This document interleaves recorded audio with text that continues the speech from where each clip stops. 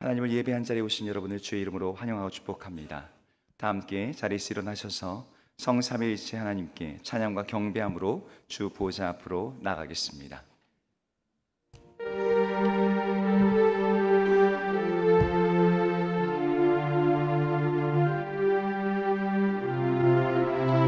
왕 되신 주, 왕 되신 주, 나 찬양하여라.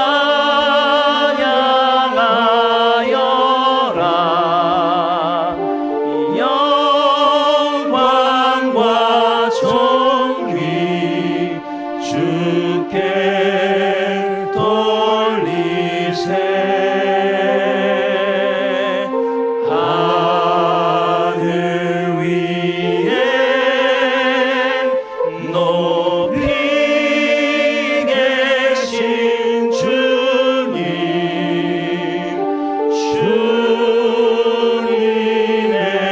말씀 존귀하도다.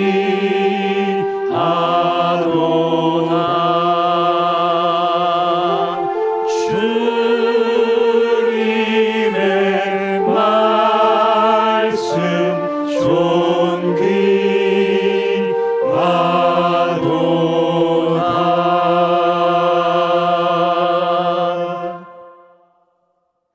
할렐루야. 여호와의 종들아 찬양하라. 여호와 이름을 찬양하라. 이제부터 영혼까지 여호와 이름을 찬송할지로다. 해 돋는 데에서부터 해 지는 데까지 여호와의 이름이 찬양을 받으시리로다. 아멘.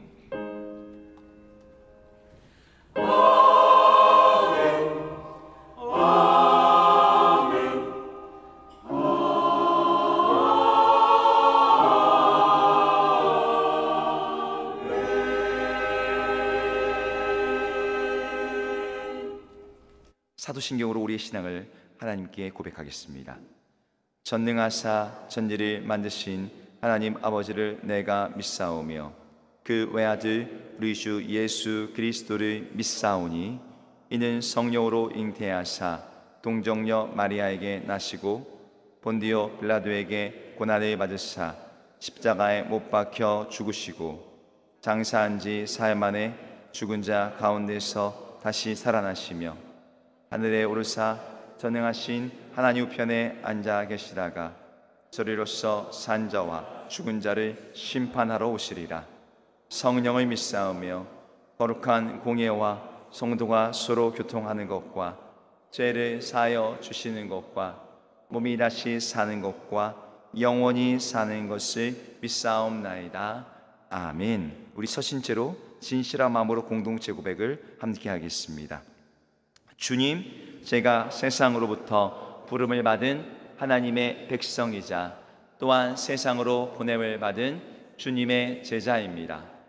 제가 성령과 진리 안에서 예배하는 참된 예배자가 되겠습니다. 제가 삶 속에서 이웃에게 복음을 전하는 십자가의 전달자로 살겠습니다. 제가 형제 자매의 허물을 덮어주는 사랑의 지체로 살겠습니다. 제가 주님의 몸된 교회에서 말없이 충성 봉사하는 사역자로 살겠습니다. 제가 평생 학습자 되어 주님을 닮은 성숙한 성도가 되겠습니다. 주님, 우리 교회가 같은 말, 같은 마음, 같은 뜻, 같은 비전을 통해 같은 열매, 주사랑 4대 미션을 성취하며 일상에서 자신의 믿음을 확증해 보이는 예수 제자 공동체가 되기를 소원합니다. 주님 다시 오실 때까지 하나님의 나라가 이 땅에 임하는데 저의 몸과 마음과 뜻과 시간과 은사와 물질을 드려 헌신하겠습니다. 아멘. 우리 자리에 앉으셔서 찬양함으로 주 보좌 앞으로 나가겠습니다. 박수하며 찬양할까요? 우리 열방의 소망이 되시며 우리의 바람이 되신 우리 예수 그리스도의 이름을 함께 찬양하며 나아갑니다. 예수 열방의 소망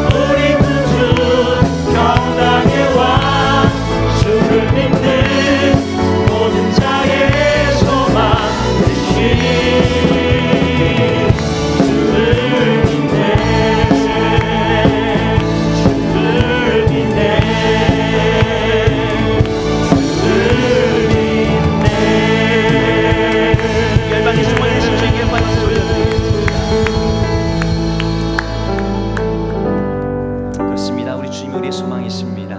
우리 그 주님을 바라보면서 이 시간 믿음으로 고백하며 함께 찬양하기를 원합니다.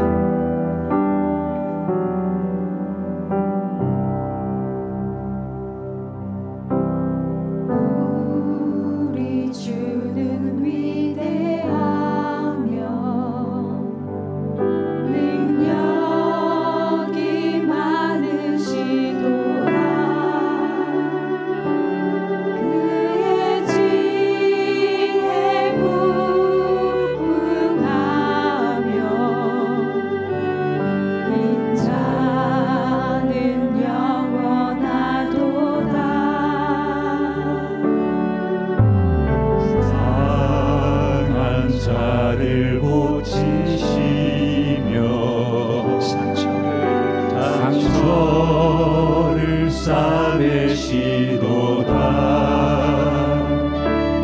별들의 수를 세시며 이름을 붙이셨도다. 그가 구름으로 하늘을 덮으시며 땅을 위하여 비추니 하시니 예루살렘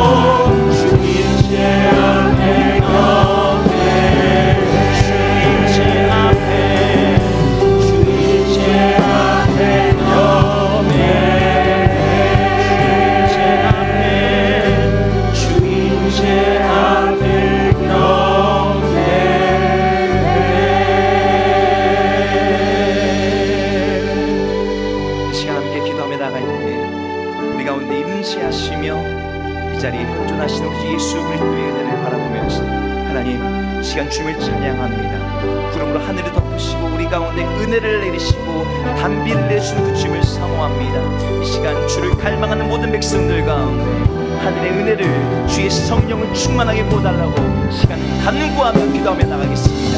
기도합니다. 하나님 이 시간 주 앞에 기도하며 나아갑니다. 아버지 주의 모든 백성들 가운데 주를 갈망하고 찾는 모든 자들 가운데 영화를 갈망함으로 말미암아 그의 마음의 전심으로 주께 향하는 자들 가운데 주의 능력을 베푸시기를 기뻐하시는 주, 이 예배 가운데 주를 찾는 모든 백성들 가운데 주여 하나님 보여주시고 주의 능력과 주의 지혜와 주의 사랑과 주의 충만하신 은혜를 우리 가운데 우리 심령 가운데 부어주시옵소서. 우리 주의 위대하심을 알게 하시며 주의 계심과 주의 광대하심과 주의 영광하심과 주께서 찬양과 존귀와 영광을 받게 합당하신 분이심을 더욱더 믿게 하여 주의 거룩하심과 주의 앞에서 경외감을 가지고 나아갈 수 있는 이 심령으로 그를 세우게 하여 주시옵소서. 주 앞에 기뻐하며 떨며 주님께 찬양하기 원합니다. 이 모든 예배가 주님으로 찬양과 영광을 주시옵소서.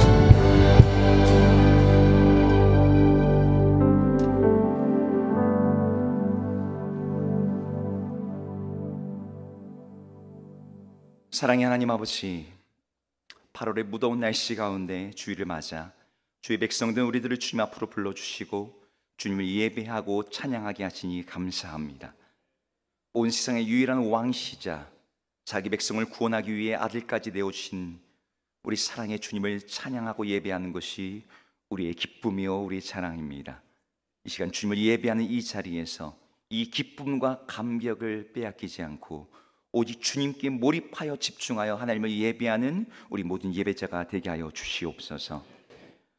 기상의 이변과 경제의 불안과 세계 정세의 위기 속에서 사회와 사람들의 마음이 혼란과 불안으로 가득합니다. 우리 개인적인 삶의 문제와 일상의 어려움으로 지치고 고나기 쉬운 우리 주의 백성들, 이 세상에 줄 수 없는 하늘의 평안을 주셔서 우리 마음이 쉼을 얻게 하시며 주님의 위로와 격려 속에서 새로운 힘과 소망과 담대함을 가지고 살게 하여 주시옵소서. 지난주 중보기도학교를 은혜 중에 잘 마치게 하심을 감사합니다. 하나님, 이 학교를 통하여서 우리가 기도하는 법을 배울 뿐만 아니라 우리 모든 성도들이 삶의 문제를 기도로 돌파하며 우리의 어려움을 서로 위해서 기도할 뿐 아니라 우리 교회 전체가 주 앞에 기도하며 중보하는 교회로 말미암아 온 땅을 다스리는 하나님의 경영하심에 참여하는 우리 모든 교회 성도가 되게 하여 주시옵소서. 우리 가운데 어렵고 병들고 힘들어 지친 성도들이 있습니다. 하나님, 낙심한 그 마음들을 일으켜 주시며 그들을 위로하여 주사 돌보아 주심으로 말미암아 우리 가운데 하나님의 임재와 하나님의 은혜와 하나님의 사랑이 충만하게 우리의 삶을 일으켜 세우심을 경험하는 우리 주사랑교회 되게 하여 주옵소서. 말씀하시는 주님, 오늘의 말씀을 통하여서 우리의 영혼에 말씀하시는 하나님의 음성을 듣기를 원합니다. 살아있고 역사하시는 주님의 음성 앞에 우리가 믿음으로 아멘으로 응답함으로 말미암아 그 말씀이 우리 가운데 정말 열매가 되어 하나님께 아름다운 결실로 돌려드릴 수 있도록 우리의 삶을, 우리의 마음을 축복하여 주시옵소서. 이 시간 찬양대의 찬양 가운데 우리의 마음을 열리게 하시며 오늘의 예배 가운데 임재하시는 하나님의 영광을 보게 하여 주옵소서. 우리로 주의 자녀가 되게 하시는 온 땅의 왕, 우리를 구원하시는 예수 그리스도 이름으로 기도드립니다. 아멘.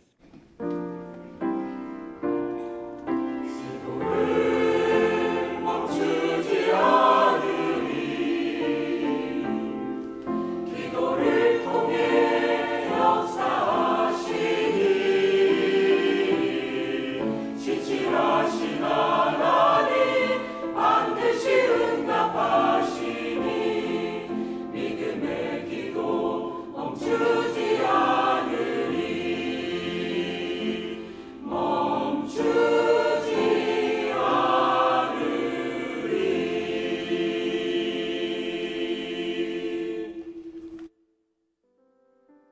복음 4세대를 잇는 예수 제자 공동체 주사랑교회에 오신 여러분을 환영하고 축복합니다. 처음 교회에 방문하신 분들께서는 2층 새가족실에 오셔서 도움을 받으시기 바랍니다. 셀 모임은 이번 주일부터 하반기 셀가족 모임이 다시 시작됩니다. 셀 모임을 통해 풍성한 은혜와 성도의 깊은 교제를 경험하시기 바랍니다. 점심 식사도 4층 식당에서 재개되오니 참고 바랍니다. 지난 주간까지 8주간에 걸쳐 중보기도학교가 은혜 중에 잘 마쳤습니다. 전체 82명이 수료했습니다. 1부, 2부 예배 중에 수료식이 있습니다. 여름찬 양축제가 다음 주 25일 오후 2시에 본당 그레이스 채플에서 진행됩니다. 새해 개강 예배 겸 전세대가 함께하는 찬양과 발표에 많은 참여 바랍니다. 9월 1일 주일부터 3부 더드림 예배가 정식 오픈합니다. 더 넓은, 더 깊은, 더 높은 예배라는 주제로 모던 예배 형식으로 진행되는 3부 예배가 잘 정착될 수 있도록 기도해 주시고 젊은이들과 3040 세대, 낙심 성도들을 예배의 자리로 초대해 주세요. 9월 8일 주일 2부 예배 시 하반기 장학금 수여식이 있습니다. 장학금 신청 서류는 게시판의 내용을 참고하셔서 9월 1일까지 사무실에 접수해 주시기 바랍니다. 8월 23일, 24일에 서울동로회 주교위원회 주관으로 교사수양회가 진행됩니다. 담임 목사님께서는 7월, 8월 설교 안식월을 보내십니다.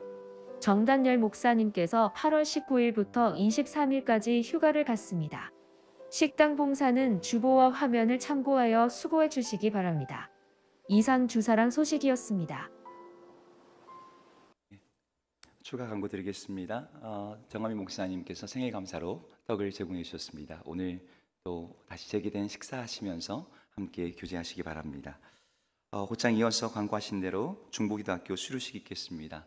우리 화면 속에 수료자 명단들이 쭉 있는데요. 우리 대표로 최혜자 집사님이 앞에서 받으실 텐데 우리 수료하신 분들 한번 자리에서 일어나셔서 함께 받으시면 좋을 것 같습니다. 우리 집사님 앞으로 나오실까요?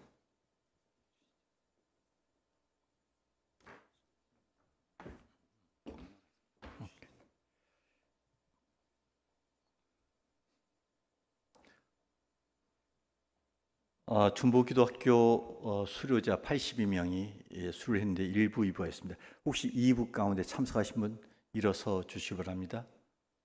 대표로 우리 최혜자 집사 나오셨습니다. 수료증 이름 최혜자 집사, 위에 사람은 본교회 중보기도학교 모든 과정을 수료하였으므로 이 증서를 수여합니다.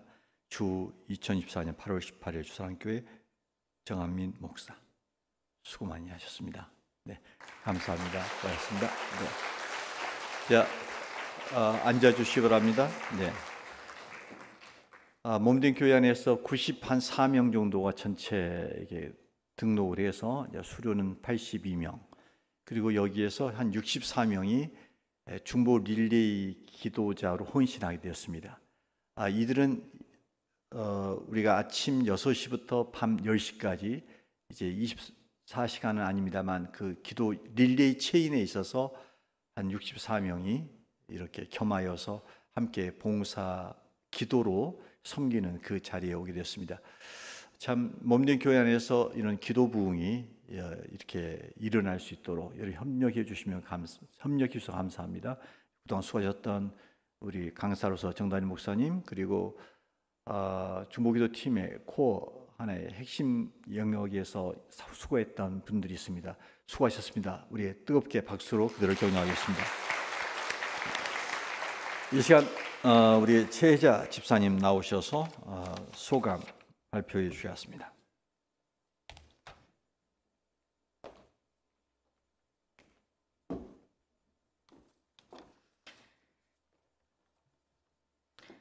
네, 처음에 중보기도학교 신청서를 받았을 때 나는 시간이 없고 너무 피곤해서 지금은 할 수 없어. 다음에 기회 있을 때 하자. 이건 지금 내가 할 일이 아니야. 누군가 다른 사람들이 신청하겠지라고 생각했습니다. 그런데 주일 설교 시간에 선교사님과 목사님의 설교를 들으면서 생각이 바뀌게 되었습니다. 중보기도의 중요성과 기도의 필요성을 듣고 지금이 중보기도 해야 할 때이구나 라고 깨닫게 되었고, 신청서를 작성해서 접수하게 되었습니다. 하지만 마음 한 구석에는 7, 8주나 되는 과정을 끝까지 잘 해낼 수 있을까 하는 염려도 있는 것이 사실이었습니다. 그렇게 시작하게 된 중보기도학교 첫 시간에 참석했을 때 이렇게 많은 사람들이 신청했고 기도에 진심으로 열심이구나 하는데 놀랐고, 많은 스태프들이 이 중보기도학교를 위해 기도하고 헌신하며 준비하고 있었다는 것에 참 감사했으며, 이 일은 하나님이 참으로 기뻐하시는 일이겠구나 하는 생각이 들게 되었습니다.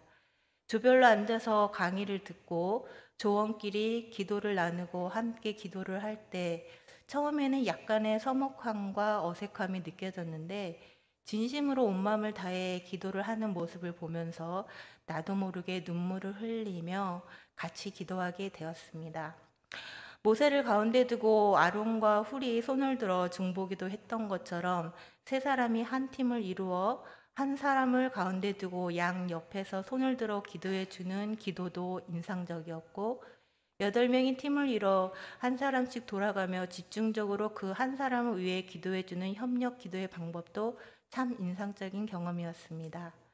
우리에게 기도할 수 있는 특권을 허락하시고 이 기도가 바로 우리의 의무라는 것과 하나님의 약속의 말씀을 가지고 기도하는 것과 끊임없이 지속적으로 하는 기도에 응답하시는 참 좋으신 하나님을 만나게 되어서 참 좋은 시간들이었습니다. 또 여호와 라파 치유하시는 하나님도 알게 되어서 참 좋았습니다. 이 중보기도학교를 통해서 우리가 왜 기도해야 하고 하나님이 어떻게 응답하시는지 배우게 되었고, 앞으로 중보기도자로 이웃과 사회와 나라와 열방을 향해 기도의 폭을 더욱더 넓혀 나가야 되겠다고 결단하게 되었습니다. 그리고 앞으로 조지 밀러처럼 하나님의 약속의 말씀을 붙잡고 끊임없이 지속적으로 기도하는 기도자가 되어서 하나님의 응답을 많이 받게 되었으면 좋겠다고 생각했습니다. 우리에게 귀한 훈련을 받게 허락해 주신 하나님께 감사드립니다. 감사합니다.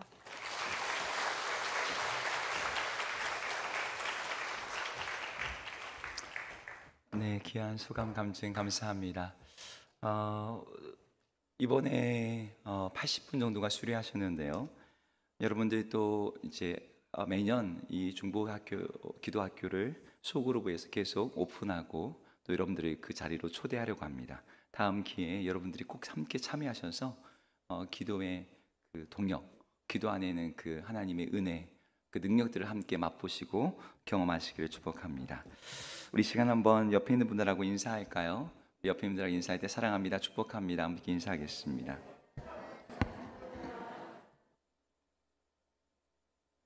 우리 다시 한번 인사할 때는요, 우리 하나님께서 당신을 도우십니다 한번 이렇게 인사할까요? 네, 여러분 그렇게 믿으십니까? 네, 우리 하나님께서 우리를 도우십니다. 이 시간 전능하신 하나님이란 찬양으로 주사랑의 찬양대에서 하나님께 찬양 올려드리겠습니다.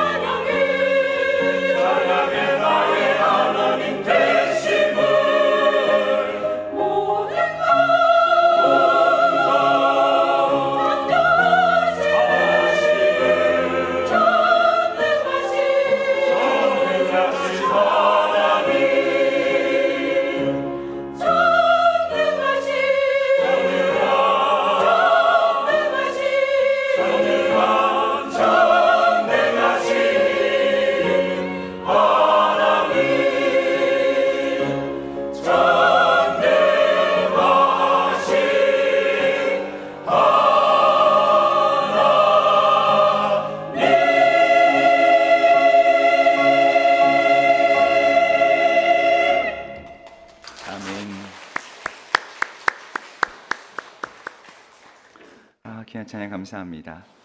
이 시간 하나님께서 우리에게 주신 말씀은 룻기 4장 1절부터 12절까지 말씀입니다. 구약성경 406쪽에 있습니다. 우리 기록된 말씀 읽을 때 성령께서 각 심령 가운데 들려주시는 성령의 음성을 들을 수 있기를 소망합니다. 룻기 4장 1절부터 12절까지 말씀을 저희가 함께 교독해서 읽겠습니다. 보아스가 성문으로 올라가서 거기 앉아있더니 마침 보아스가 말하던 기업 물을 자가 지나가는지라. 보아스가 그에게 이르되 아무개여 이리로 와서 앉으라 하니 그가 와서 앉으매 보아스가 그 성읍 장로 10명을 청하여 이르되 당신들은 여기 앉으라 하니 그들이 앉으매 보아스가 그 기업 물을 자에게 이르되 모압 지방에서 돌아온 나오미가 우리 형제 엘리멜렉의 소유지를 팔려 함으로 내가 여기 앉은 아들과 내 백성의 장로들 앞에서 그것을 사라고 내게 말하여 알게 하려 하였노라. 만일 내가 물으지 아니하려거든 내게 고하여 알게 하라. 내 다음은 나요 그 외에는 물을 자가 없느니라 하니 그가 이르되 내가 물으리라 하는지라. 보아스가 이르되 내가 나오미의 손에서 그 밭을 사는 날에 곧 죽은 자의 아내 모압 여인 룻에게서 사서 그 죽은 자의 기업을 그의 이름으로 세워야 할지니라 하니 그 기업 물을 자가 이르되 나는 내 기업에 손해가 있을까 하여 나를 위하여 물으지 못하노니 내가 물을 것을 내가 물으라. 나는 물으지 못하겠노라 하는지라. 옛적 이스라엘 중에는 모든 것을 물으거나 교환하는 일을 확정하기 위하여 사람이 그의 신을 벗어 그 이웃에게 주더니 이것이 이스라엘 중에 증명하는 전례가 된지라. 이에 그 기업 물을 자가 보아스에게 이르되 내가 너를 위하여 사라 하고 그의 신을 벗는지라. 보아스가 장로들과 모든 백성에게 이르되 내가 엘리멜렉과 기럐과 말론에게 있던 모든 것을 나오미의 손에서 산 이래 너희가 오늘 증인이 되었고 또 말론의 아내 모압 여인 롯을 사서 나의 그 죽은 자의 기업을 그의 이름으로 세워 그의 이름이 그의 형제 중과 그곳 성문에서 끊어지지 아니하게 하매 너희가 오늘 증인이 되었느니라 하니 성문에 있는 모든 백성과 장로들이 이르되 우리가 증인이 되나니 여호와께서 내 집에 들어가는 여인으로 이스라엘 집을 세운 라헬과 레아 두 사람과 같게 하시고 내가 에브라스에서 유력하고 베들레헴에서 유명하게 하시기를 원하며 여호와께서 이 젊은 여자로 말미암아 내게 상속자를 주사 내 집이 다말기 유다에게 낳아준 베레스의 집과 같게 하시기를 원하노라 하니라. 아멘. 이는 살아계신 하나님의 말씀입니다. 하나님 제가 잘 듣고 행하겠습니다. 네, 본문의 말씀을 중심으로 룻기로 배우는 하나님 백성의 삶 다섯 번째 시간 하나님 이름을 드높이라는 제목으로 함께 말씀을 나누겠습니다. 여러분, 하나님 백성의 삶 다섯 번째 시간인데요. 하나님 백성의 삶은 기본적으로 복음에 합당한 삶입니다.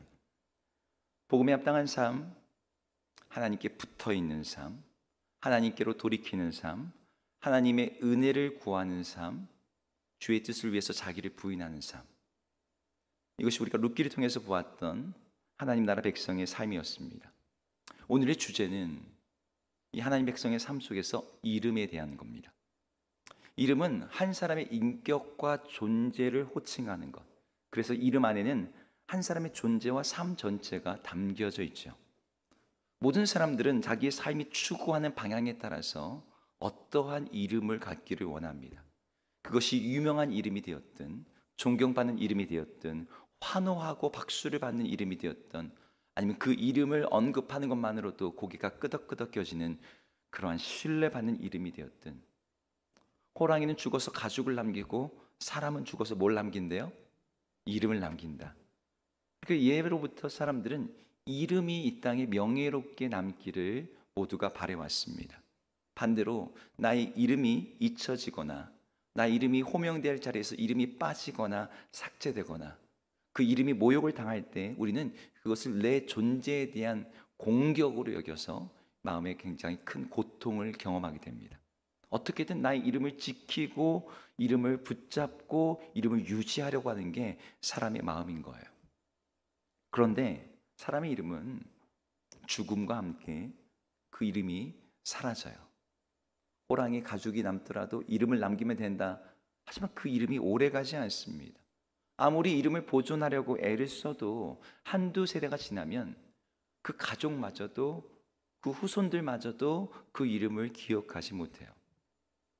여러분의 이름은 어떨 것 같습니까? 내 이름은 대한민국 사람이라면 내 이름 모르는 사람 없을 거야. 여기 우리 중에 그런 유명인이 없죠.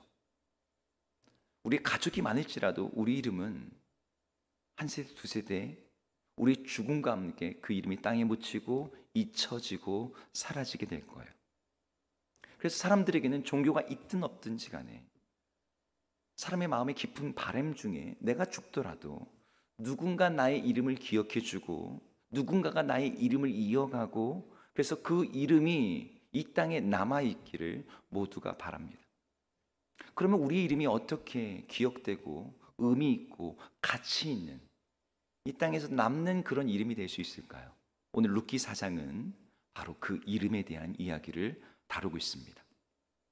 우리가 지난 시간 이야기를 한번 리뷰를 해볼게요. 나오미와 룻과 보아스는 모두 자기 부인을 통해서 하나님의 뜻을 이루고자 했죠. 시어머니 나오미는 자기의 며느리 룻을 시집 보내기 위해서 애썼어요. 룻은 젊은 남자의 결혼을 포기하고 자기 이 남편과 자기 시어머니의 그 가정의 기업을 이어줄 그런 이 늙은 남자와의 결혼을 선택합니다. 그리고 보아스 역시 여러모로 큰 손해가 뻔하디 뻔한 그 룻과의 결혼, 기업 물을 자의 그 모든 의무를 짊어지는 그 결혼을 기꺼이 받아들였어요. 보아스가 이 모든 약속을 한 후에 룻을 돌려보내고 이 약속을 이룬 일에서 지체하지 않고 곧장 베들레헴의 성문의 자리로 나아갑니다. 고대의 성문은 한 성읍의 모든 공적인 업무가 진행되는 장소였어요. 마을의 광장이자 마을 회관이자 주민센터이자 재판정의 역할을 모두 하는 곳이 마을의 이 성문이죠. 그곳에서 시장이 펼쳐지고 그곳에서 모든 일이 일어나요. 보아스는 그 자리에서 앉아서 이제 이 나오미와 룻과 관련된 이 모든 기업 물을 자의 일을 처리하고자 한 거죠. 그런데 마침 이 나오미 집안에 있어서 기업을 물을 자의 첫 번째 우선순위를 갖고 있는 남자가 지나가고 있는 거예요. 그래서 그 사람을 불러다가 성문 자리에 앉혔어요. 그리고 종을 보내서 이 성읍의 10명의 장로들을 이 자리로 이렇게 불러와서 이제 오늘 이 문제를 다루고자 합니다.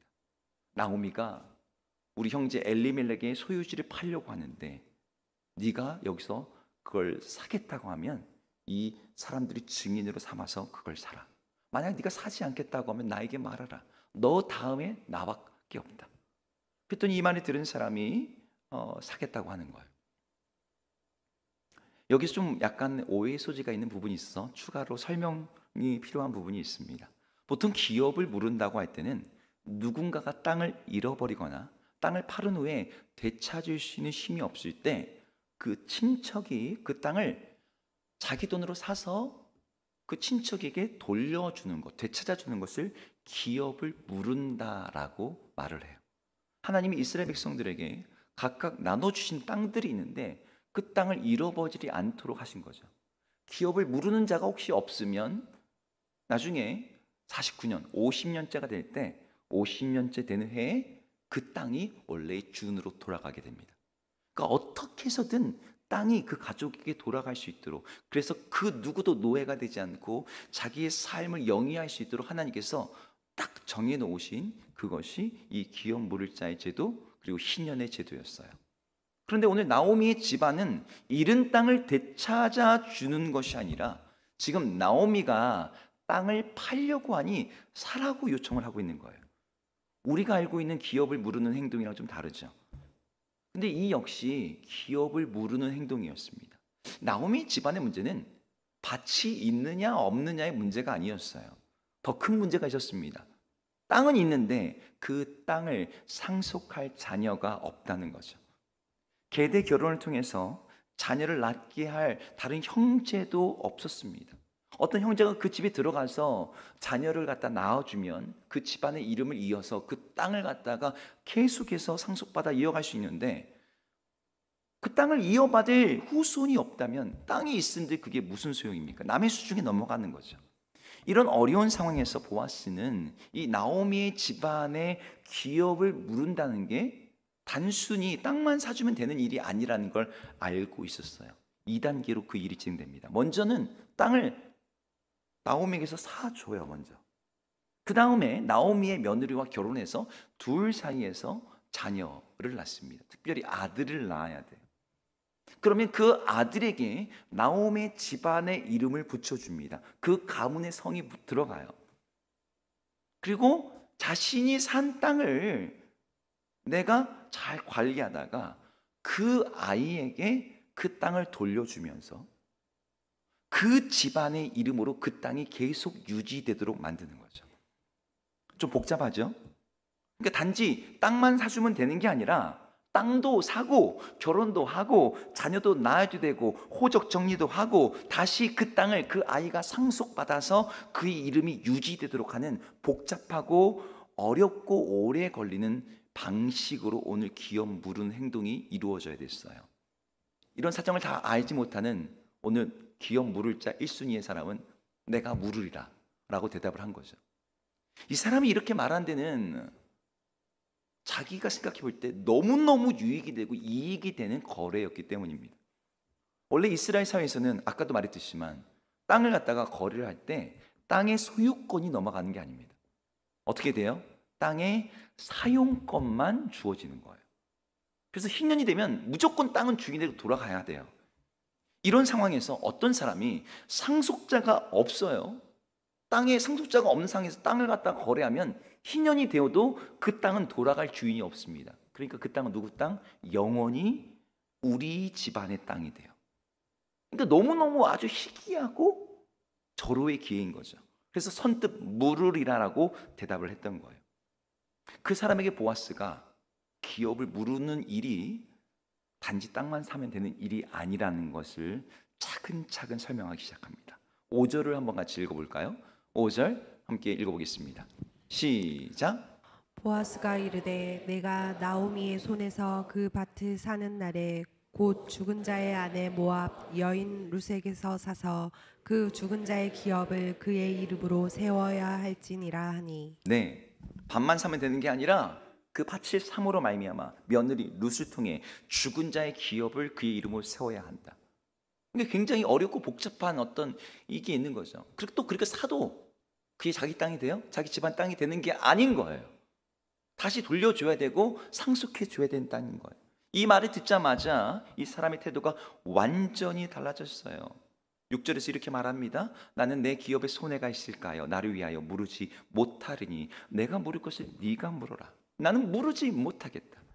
노골적으로 말하는 거예요. 나에겐 손해가 있을 거라고. 그리고 그 다음 구절에 말합니다. 네가 너를 위해서 살아. 아니 자기에게 손해가 있다고 하면서 남한테는 너를 위해 살아. 말이 앞뒤가 안 맞는 말이죠.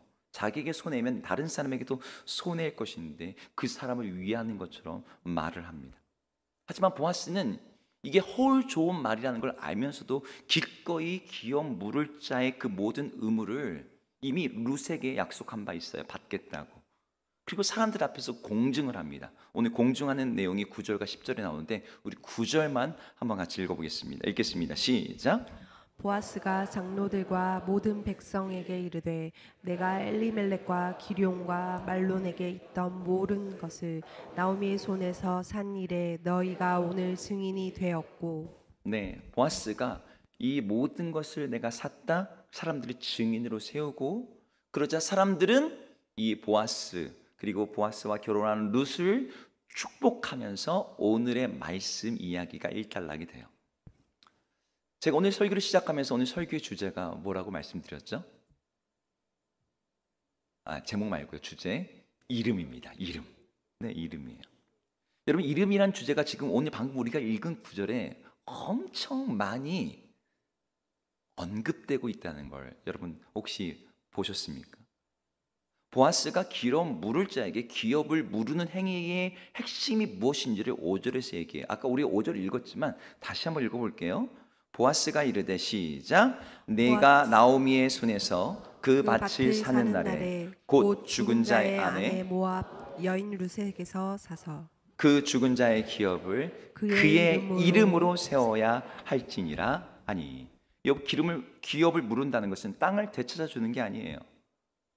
단지 자녀를 낳아주는 것도 아닙니다. 이것은 한 사람의 이름을 세워주는 거예요. 그 사람의 이름이 하나님 백성의 명단에서, 하나님 백성의 계보에서 지워지지 않도록 그 사람의 이름을 계속해서 이어지도록 유지하도록 지켜주는 일이 기업 물는 것의 핵심에 있어요. 그런데 1순위로 기업 물을 자는 나오미의 집안 엘리멜렉의 이름, 그 아들 말론의 이름을 세우는 일에는 별로 관심이 없었습니다. 뭐가 관심이 있었어요? 그 땅. 상속자가 없으니까 저 땅은 내 땅 되겠지. 그러다가 이름을 세워줘야 된다는 거예요. 그러니까 못하겠다는 거예요.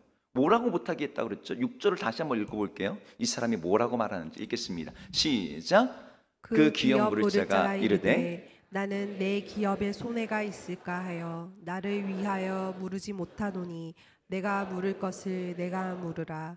나는 무르지 못하겠노라 하는지라. 여러분, 이 사람의 말을 자세히 보세요. 여기 보면 나는 내 기업에, 나를 위하여, 나는, 여기에서 반복되는 핵심 단어는 뭐예요? 나입니다. 나. 온통 나만 있어요. 그의 관심은 나에게 있어요. 다른 사람의 이름을 세우는 거 관심 없어요. 오직 나의 이름, 나의 유익. 여러분, 이 사람이 특별히 나쁜 사람이어서 이런 걸까요? 아닙니다. 모든 사람이 그래요. 모든 사람들은 남의 이름이 아니라, 그들의 들러리가 되는 것이 아니라 나의 이름, 자기 이름을 위해 내가 주인공 된 삶을 모두가 살고 싶어 합니다.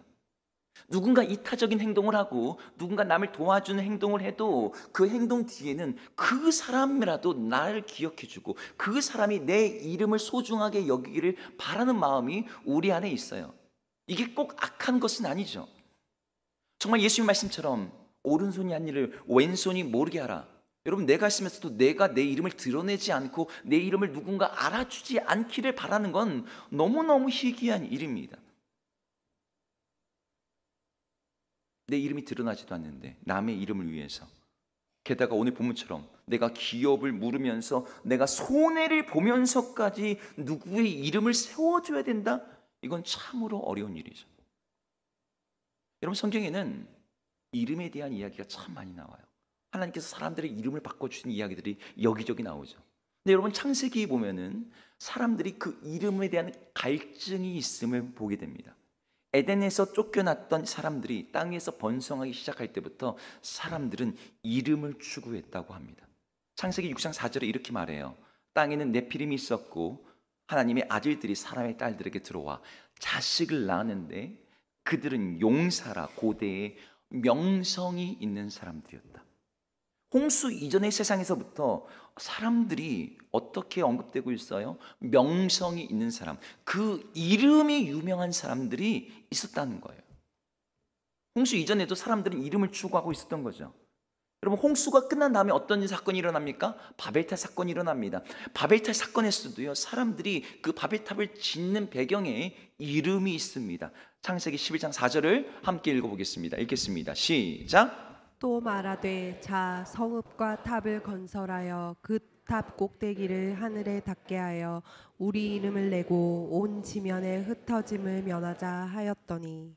여기에 사람들이 도시를, 탑을, 문명을 갖다가 짓고자 했던 이유는 우리의 이름을 내는 것이었습니다.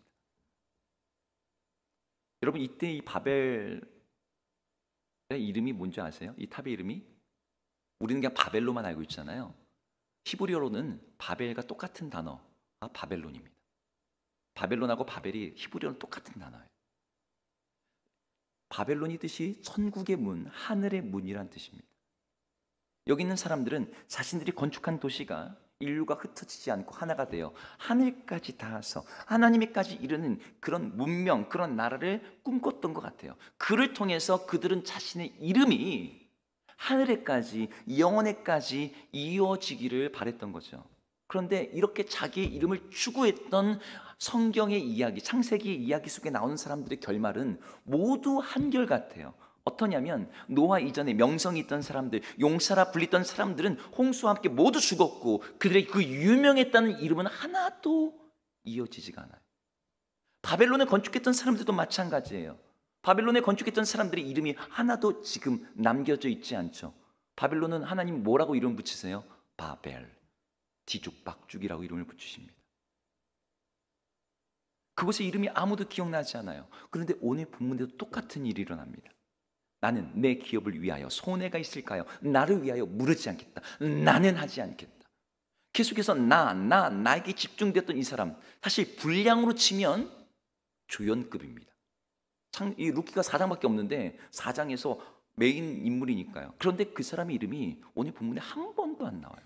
여러분 1절을 한번 읽어볼까요?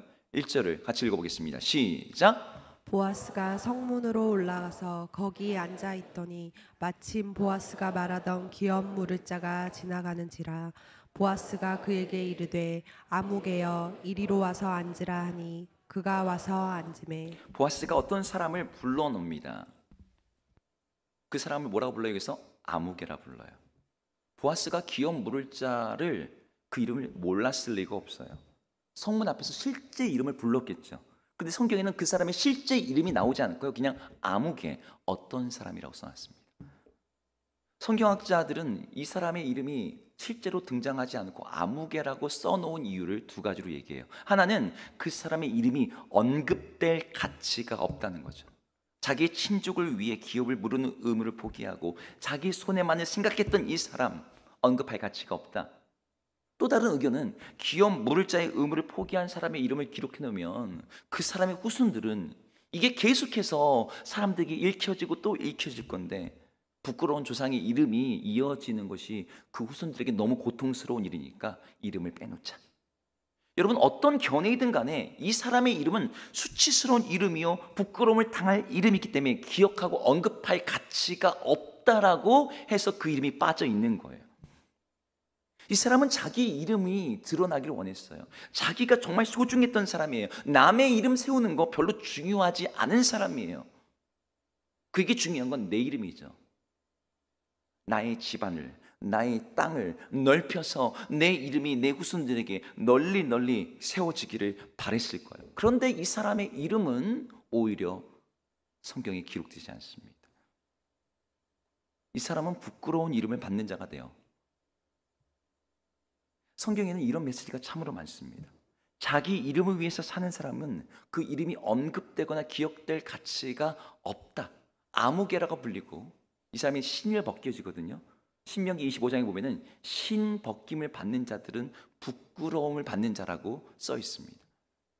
자기 이름을 위해 살았는데 자기 이름을 남기기를 원했는데 그 결과가 아무개가 되고 수초와 무명의 이름으로 전락하는 굉장히 못쓴되는 일이 일어나는 거죠. 그런데 여러분 이 반대도 또 동일하게 일어나요. 자기 이름을 추구하지 않고 남을 세우고자 하고 나를 내세우지 않고 오히려 자기를 감추고 자기 이름이 드러나지 않는 곳에서 그렇게 묵묵하게 일하는 자를 우리 하나님께서 그의 이름을 기억하시고 그의 이름을 영광스럽게 하신다라고 하는 역설이 성경이 말하고 있는 메시지라는 거예요.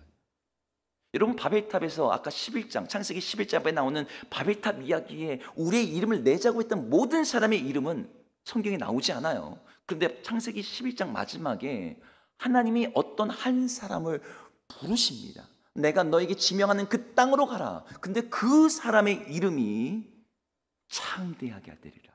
그 사람의 이름이 누구죠? 아브라함입니다. 그 사람의 인생에 대단한 일이 없었어요. 엄청난 업적이 없었습니다. 그저 자녀가 없는 상황에서 하나님의 약속을 믿고 하나님이 가라는 곳에 가고 하나님의 신뢰함으로 살았습니다. 그런데 하나님은 창세기 12장 2절에서 그의 이름을 창대하게 하리라 라고 약속하셨어요. 바벨이라는 도시의 문명을 건설한 사람보다 고대 용사보다 영웅이 되는 것보다 어떻게든 내 이익을 챙기려고 했던 그 아무개보다도 더 크고 위대하고 영광스러운 이름을 아브라함이 갖게 됩니다. 오늘 본문도 그래요. 보아스는 죽은 자의 기업을 그의 이름을 세우는 일에 의무를 담당하는 그 일을 했어요. 그가 룻과 결혼했을 때 그 자녀가 자기 이름으로 들어가지 않고 엘리멜렉 집안의 족보에 들어가게 되고, 땅을 사도 그 땅이 내 땅이 아니고 그 집안의 땅으로 상속된다는 걸 그가 알았습니다. 기업을 물은다는 게 뭔지를 보아스가 모르지 않았어요. 10절에 보면은 분명하게 얘기합니다. 10절 말씀 한번 같이 볼까요? 오늘 보면 10절, 여기 보면 그 죽은 자의 기업을 그의 이름으로 세워 그의 이름이 끊어지지 않게 한다. 자기 이름을 위해서 한 게 아니에요. 자기 이름이 유명해지기를 바라서 한 게 아니에요. 그런데 그 결과가 어떻습니까? 보아스의 이름이 묻혀졌습니까? 보아스의 이름이 무명이 됩니까? 아니죠. 성문 백성들이 네가 그의 이름을 위해서 이렇게 했으니 네가 에브라스에서 유력하고 베들레헴에서 유명하게 하시기를 원하노라. 우리 하나님 앞에서 그 축복하면서 보아스를 축복합니다. 그런데 이 일이 정말로 그렇게 돼요. 여러분, 보아스의 증손자가 누군지 아십니까? 남의 족보는 별로 관심이 없으시군요. 네, 보아스의 증손자가 다윗입니다. 보아스는 다윗 왕의 할아버지라고 하는 그 차원에서도 이미 유명해져요. 그런데 그 차원을 넘어서 솔로몬 시대에 솔로몬이 하나님 앞에서 뭘 짓죠? 성전을 짓죠. 성전을 짓 때 성전 마당에 노스로 된 2개의 커다란 기둥을 지어요. 이 기둥은 사람들이 성전에 들어갈 때마다 그 기둥을 보면서 그렇지, 내가 오늘 하나님 예배해야지 라는 마음을 상기시키는 기둥들이었습니다. 뭐 건물을 갖다가 바치기 위한 기둥이 아니에요. 그냥 노스로 된 기둥만 세워놨어요. 근데 그 기둥의 이름이 뭐냐면 하나는 야긴이고 다른 하나는 보아스입니다. 야긴의 뜻은 저가 세우신다, 보아스의 뜻은 저에게 능력이 있다. 오늘 본문에는 보아스의 이름을 따서 그걸 붙여놓은 건 아닙니다. 그냥 그 이름이 갖고 있는 그 의미 때문에. 그래서 사람들이 성전에 들어갈 때마다 연상하는 거죠. 저가 세우신다, 저에게 능력이 있다. 그렇지, 우리 하나님이 세우시는 거지. 우리 하나님께 능력이 있지. 그래서 그 기둥들을 볼 때마다 사람들은 하나님을 예배하는 마음으로, 하나님 앞에서 겸손한 마음으로, 하나님을 의지하는 마음으로 그 성소로 들어가게 되는 거죠. 근데 보아스의 이름이 참으로 그런 이름이 되는 거예요. 다윗의 증조부 정도의 이름이 아니라 하나님의 말씀에 순종했던 역사 속의 한 인물을 넘어서 하나님을 예배하게 하는 이름, 하나님을 기억하게 하는 이름, 하나님께 기도하게 만드는 이름, 하나님의 성품을 붙잡게 하는 이름, 우리 하나님에게 능력이 있으시다. 그래서 모든 주님을 예배하는 자들이 성전에 들어갈 때마다 그 이름을 상기하게 되는 거예요. 하나님께서 자신의 집으로 삼으신 성전에 그 이름을 두셨어요. 여러분들의 이름이 어떻게 되기를 원하십니까? 성경은 우리가 우리의 자신을 위해 살 때 우리는 주님과 상관없는 자가 된다고 말해요. 그러나 우리가 주님의 나라와 주의 이름을 위해 살 때 우리의 이름이 주님 앞에서 영원토록 기억될 것을 말합니다. 요한계시록 2장에는 하나님께서 이기는 자에게 내가 흰 돌을 줄 것이다. 근데 그 흰 돌에는 무엇이 쓰여 있냐면 그것을 받는 자들에게 주어지는 새 이름이 쓰여져 있대요. 돌에 쓰여진 그 이름은 영원토록 하나님께서 기억하시는 이름이라는 뜻이죠. 그의 인생을 관통하고 그의 삶 전체를 해석하고 하나님께서 그에게 붙여주는 그 영광스러운 이름이 모든 이기는 자에게 주어진대요. 여러분은 이 역설의 진리, 내가 내 이름을 위해서 살 때는 그 이름이 사라지지만 내가 나 자신이 아니라 다른 사람의 이름, 특별히 우리 주님의 이름을 위해서 살 때 우리의 이름이 영원토록 빛나게 될 것이라는 이 진리를 믿고 붙들고 살아야 될 줄로 믿습니다. 여러분, 사무엘상에는 분명한 원리가 하나 나와요. 너무나 유명한 말씀인데 사무엘상 2장 30절 같이 한번 읽어보겠습니다. 읽습니다. 시작. 나를 존중히 여기는 자는 내가 존중히 여기고 나를 멸시하는 자를 내가 경멸하리라. 여러분, 이 말씀은 정말 우리 삶의 원리가 되는 말씀이에요. 여러분, 여기다가 우리 이름을 집어넣어 볼까요? 우리가 주님을 존중히 여기고 주님의 이름을 소중히 여기고 그리스도의 이름을 위해 살 때 우리 주님께서 우리 역시 존중히 여기시고 우리 이름을 고귀하게 만드시고 우리의 삶을 영광스럽게 하십니다. 반면에 우리가 주님의 이름을 망각하고 우리가 주님의 이름을 대수롭지 않게 여기고 우리가 주님의 이름이 땅에 떨어지게 하는 삶을 산다면 우리 주님도 동일하게 우리의 이름을 내가 너를 알지 못한다. 주님이 우리 이름을 기억하지 않으시고 우리에게 그 일이 일어난다는 것이죠. 여러분의 이름을 여러분의 후손이 기억하지 못할 수 있어요. 여러분의 이름이 이 땅에 남아있지 않을 수도 있습니다. 어떤 사람의 이름은 책에 쓰여져 있고 교과서에서 모두가 배울지 모르지만 정말 중요한 것은 영혼 속에서 우리 하나님이 누구의 이름을 기억하고 계시냐는 거예요. 모든 초대교회의 성도들이 요한계시록 보면은 그들이 갈망했던 것이 있습니다. 모든 하나님의 백성들이 갈망했던 게 뭐예요? 우리의 이름이 주의 생명책에 기록되며 우리가 주님 앞에 갔을 때 주님께서 우리 이름을 불러주시며 착하고 충성된 종아, 네가 잘하였도다. 네가 나와 함께 나의 잔치에 참여하실 것이다. 우리가 부른 찬양 중에 나 밟을 때 나의 이름, 나 밟을 때 나의 이름, 나 밟을 때 나의 이름, 부를 때의 잔치 참여하겠네. 여러분, 이게 우리의 소망이잖아요. 여러분, 이 일이 우리한테 어떻게 일어납니까? 우리가 우리 주의 이름을 붙들고 그 이름의 영광을 위해 살 때 이 일이 일어나는 거예요. 여러분, 우리 안에는 내가 내 이름을 드러내고 싶은 마음이 있어요. 내 이름을 과시하고 내 이름이 영광스러워지고 내 이름을 사람들이 정말 박수 쳐주기를 원하는 게 있죠. 근데 그러한 우리의 그 마음을 부인하고 그걸 잠재우고 주님의 이름을 붙들고 주님의 이름을 외치고 주님의 이름을 높이는 삶을 선택할 때 우리 하나님께서는 역설적으로 우리의 이름을 영광스럽게 하신다는 거예요. 예수님의 제자들이 어떻게 살았습니까? 자기들이 전도할 때 아무도 자신의 이름을 드러내지 않았어요.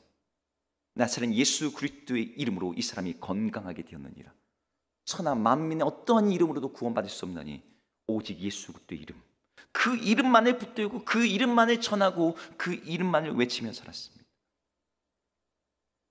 여러분 가운데 심성이 연약하셔서 난 어디 가서 예수님 이름을 전할 능력이 안 됩니다. 예수님의 이름을 영광을 돌릴 만한 능력도 없고 뭐 대단할 게 없어요. 그럴 수 있죠. 근데 우리 예수님의 이름을 높이는 방법은 입신양명만이 아닙니다. 영화제에서 오늘 대상 우리 하나님께 영광 돌립니다. 이러지 않아도 내가 회사에서 승진하고 사장이 되고 어떤 좋은 타이틀을 갖지 않아도 우리는 주님의 이름을 위해 살 수 있어요. 오늘 보아스가 어떤 방식으로 주님의 이름을 높입니까? 자신이 손해를 보고 자신이 희생을 하고 자신이 무거운 짐을 짊어지고 주의 이름을 위해서 기꺼이 그 어려움과 그 고난과 그 의무를 감당하고자 할 때 우리 주님께서 영광을 받으실 뿐만 아니라 주님께서 그 사람의 이름을 높여주셨어요. 여러분들이 과거에 들었던 한번 간증들을 한번 생각해 보실래요? 여러분, 간증은 뭡니까? 우리 하나님의 이름을 높이기 위해서 우리 삶의 역사하신 그분의 이야기를 고백하는 게 간증이죠. 근데 정말 감동적인 간증을 잘 들어보시면 하나의 패턴이 있어요. 예수 잘 믿었더니 잘 먹고 잘 사게 되었다. 이거는 50전짜리 간증이에요. 진짜 우리의 영혼을 갖다 올리는 간증은 이런 거죠. 예수 잘 믿기 위해 그분의 이름을 위해 내가 못 먹고 못 사는 삶을 선택했다. 아니면 못 먹고 못 살아도 예수 그리스도 그분의 이름을 내가 붙들었다. 여러분, 그런 간증보다 더 감격적인 감증이 없어요. 주의 이름을 위해서 무명으로 아무도 알아주지 않는 곳에서 평생을 주님 위해 헌신하는 사람들의 이야기. 제가 20년 전 대학생 때 최춘선 할아버지 이야기를 들을 때 너무너무 충격이었어요. 지하철에서 미스터 코리아 안중근, 미스 코리아 유관순, 식민지배아래서 와세다 대학 나왔고 목회자이고 김포의 모든 땅을 갖고 있었고 김과 함께 독립운동을 했고 그렇게 대단한 업적과 많은 걸 가졌고 자기 자녀들이 대학 교수, 교장. 근데 맨발로 항상 지하철을 다니면서 그리고 지하철에서 마지막 주님의 부르심을 받습니다. 그런데 한 다큐멘터리 감독이 우연히 저 사람 미친 사람인가? 이상한데? 찍기 시작했어요. 저 사람은 이상한 사람이네.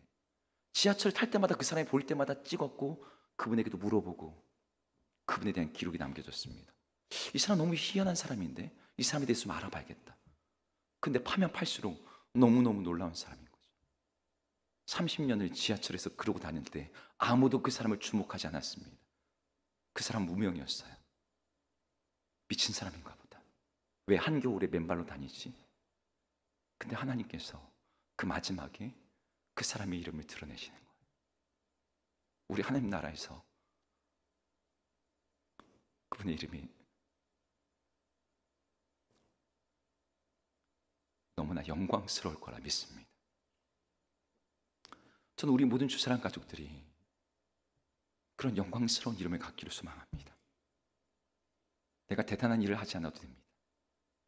내가 멋지고 아름답고 1등 되는 그런 삶을 살지 않아도 됩니다. 오늘 보아스처럼 나를 위해서가 아니라 죽은 자 이름을 세우기 위해서 자신을 희생하고, 우리들 역시 우리 위해서 죽으시고 다시 사신 그 예수 그리스도의 이름을 위해서 우리의 삶을 내어드릴 때 우리는 무명이어도 우리 주님 앞에서 그 이름이 영광스럽게 되는 이 반전의 역설이 일어나게 됩니다. 오늘 우리 주사랑교회 모든 성도님들이 우리 주의 이름을 위한 이 삶을 선택함으로 말미암아, 모든 이름 위에 뛰어나신 그 주의 이름을 영화롭게 하심으로 말미암아 여러분의 이름 역시 우리 주님의 나라에서 해와 같이 빛나는 역사가 있기를 주의 이름으로 축복합니다. 우리 시간 함께 찬양할까요? 주의 이름 찬양이란 찬양인데요, 이 찬양의 가사가 그렇습니다. 내가 어떠한 삶을 살지라도 우리가 주의 이름을 찬양하며 주의 이름을 높이며 살겠습니다. 이 고백을 가지고서 시간 함께 찬양하며 나가겠습니다.